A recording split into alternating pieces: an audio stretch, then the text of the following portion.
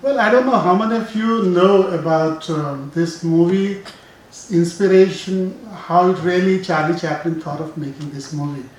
He happened to meet our Mahatma Gandhi, and they together very seriously discussed this aspect of the machine man and the machine, and how much development of science and technology is going to be for the people or against the people. Is it going to be pro business or pro people? We had very serious discussion about it, and that is how he conceived this modern time story. Uh, this movie, in many ways, uh, is very historical, very prominent, and I personally rate this as best movie of Charlie Chaplin. This was the movie where you saw the tramp for the last time, and it was Charlie Chaplin ode to the tramp, and he was almost weeping for this ode to the tramp. And you find in this movie, in certain portions of this movie, he tries to imitate Talkie in electronic voice. So it was kind of satire and humor, and also his ode to this silent era. We have two movies, as you are aware, Metropolis and Modern Times. Both these movies raise this issue of man and machine, automation. How much is it? Of course, more improvised automation, machines we have, the efficiency is going to improve, productivity is going to improve, but is it for the people or for the business?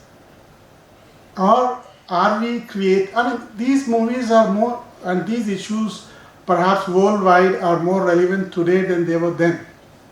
On today's date, a country like America, which is most developed economy, it has been found in some surveys that more than 20% people who are in age where they should be employed are not employed because they are not fit for any job.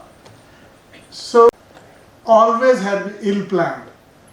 That is to say that you don't create alternative education, alternative avenues of employment, and you bring automation, which ultimately what it does is does good for business, does good for 0.5% people who are in the top crust, and doesn't take. So those are the issues, and the beauty about Charlie Chaplin was that he could raise all these issues without really in silent era making any statement. His pantomime was good enough to say everything. He was, in a way, in Indian term, would say R.K. Lakshman of global world. So with his pantomime, he could manage very serious subjects like that. This movie also underlines regimental approach which has been taken by most of the countries when they progress. Let's say in the leftist countries, the task force was regimented and discipline was imposed to see that there is no revolt. In the capitalistic world, the same regimentation was done. In fact, in this movie, there is one scene, very interesting scene, where you find that when the task force is entering the factory, there is herd of sheep coming out, going somewhere on the road, somewhere. So that is the comparison, that almost the humanity is being treated in a very regimental, sheepish way, that you're treating them as a herd and not individuals. All these aspects, all kind of subtlety comes out. Beauty about Charlie Chaplin that he can say everything while he makes you laugh and not serious. There are a lot of slapstick scenes you can find in this.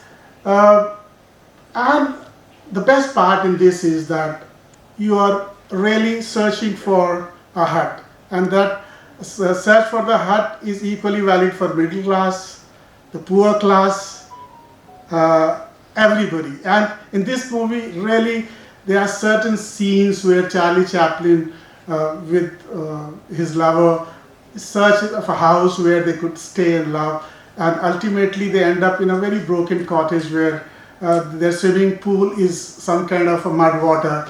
All those scenes are there, and generally in Charlie Chaplin movies, he never got into direct emotions.